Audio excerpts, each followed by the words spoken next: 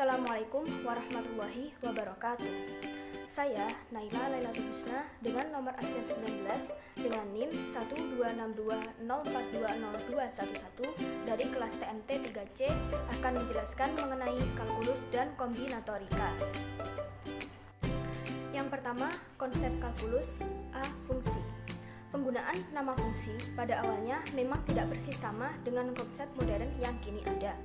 Sebagai istilah matematika, kata fungsi pertama kali digunakan oleh Gottfried Leibniz pada tahun 1673. Namun, untuk menunjukkan nilai kemiriman kurva pada titik tertentu.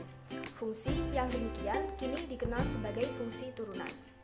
Leibniz juga memperkenalkan istilah variabel, konstan, dan parameter. Pada tahun 1718, Johann Bernoulli memperkenalkan fungsi sebagai sebarang ekspresi yang menggunakan variabel dan beberapa konstanta. Demikian juga yang dianut oleh Euler. Jadi, ekspresi semisal x kuadrat ditambah 2x ditambah 1 juga disebut fungsi. Clausen dan Euler kemudian memperkenalkan lambang fx. B. Limit, turunan, dan integral.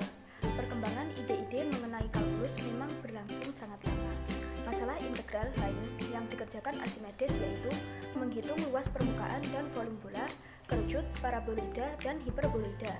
Fermat menyelidiki tentang maksima dan minima dengan menganggap hal itu terjadi bila kemiringan terhadap kurva sejajar dengan sumbu mendatar. Ini tentu saja bagian dari studi diferensial atau turunan.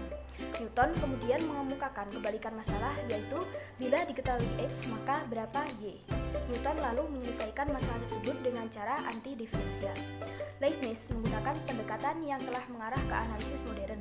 Karena itu pula banyak lambang-lambang kalkulus berasal dari Leibniz, antara lain notasi dx, dy per dx, dan pada tahun 1675 ia menggunakan notasi integral persis seperti yang kita tulis sekarang. Karyanya tentang kalkulus integral ini diterbitkan pada tahun 1684 dan 1686 dengan nama Calculus Summatorius. Dasar-dasar kalkulus modern mulai jelas lewat karya-karya dari Cauchy. Konsep trigonometri. Penggunaan fungsi trigonometri bermula sebagai hubungan antara matematika dan astronomi, sehingga trigonometri mula-mula berkenaan dengan trigonometri bola atau spherical trigonometry. Untuk lingkaran satuan berjari-jari satu, maka panjang tali busur tersebut dengan sudut X diukur dengan 2. Tabel tali busur yang pertama dikenal dari Hipparchus sekitar 140 sebelum Masehi, tetapi bukunya sendiri telah hilang. Dari sinilah Hipparchus kemudian sering disebut sebagai bapak trigonometri. Menelaus antara lain membuktikan sebuah teorema dalam segitiga bidang yang kini disebut dengan teorema Menelaus. Dalam karya Aryabhata sekitar 500 Masehi terdapat tabel setengah tali busur dengan menggunakan nama Gya.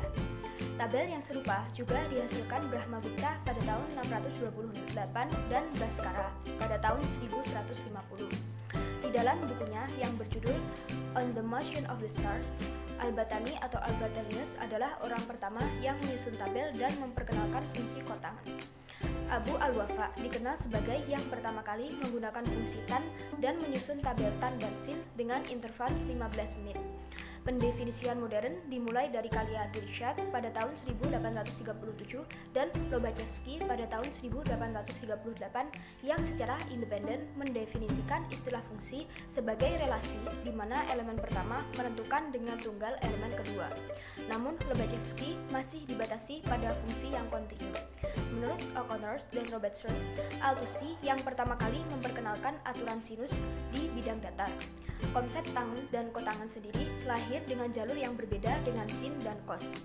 Konsep tangen dan kotangan pada mulanya tidak berhubungan langsung dengan sudut, tetapi berasal dari penghitungan tinggi menggunakan panjang bayangan matahari atau dikenal dengan studi gnomonic.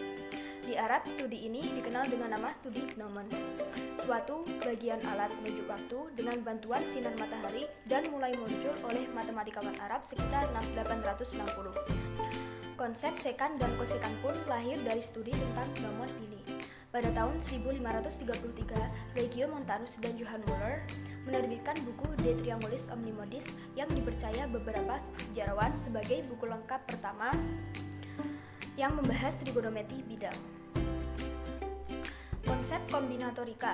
Buku pertama yang membahas mengenai kombinatorika secara jelas berasal dari peradaban Jain di India, salah satunya buku Bhagati Sutra. Mahavira secara menakjubkan menulis rumus umum untuk banyak permutasi dan juga kombinasi. Pada buku Lilavati, Bhaskara menulis tentang permutasi dan kombinasi di bawah judul Angka Pasha. Berikutnya, buku kuno atau Jin yang memuat soal mengenai beberapa jenis heksagram yang dapat dibuat. Di Cina juga telah dikenal masalah mengenai teori graf, bujur sangkar ajaib atau magic square sekitar 200 Masehi.